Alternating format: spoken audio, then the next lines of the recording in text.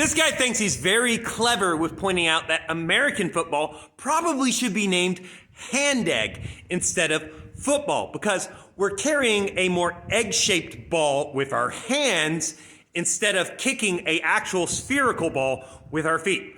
But who do we actually have to blame for this? Well, I hate to tell you, but we kind of have to blame the English.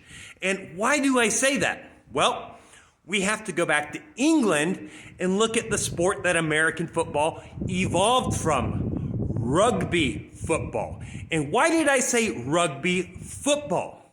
Because that's the full name of the sport.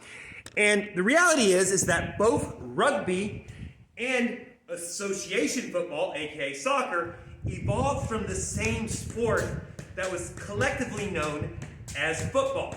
And unlike common thought, the sport was probably not called football because you kicked it with your feet, but rather to distinguish between aristocratic sports, which were played on horseback.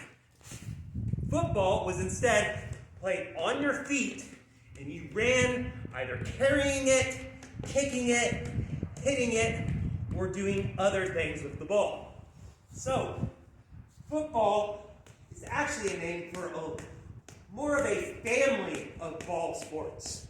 That includes, of course, association football, soccer, rugby football, American football, Gaelic football, and Australian football.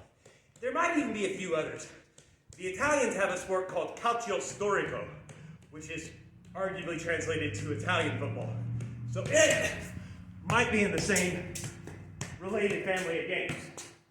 But at the end of the day, it's not our fault that the sport is called football here.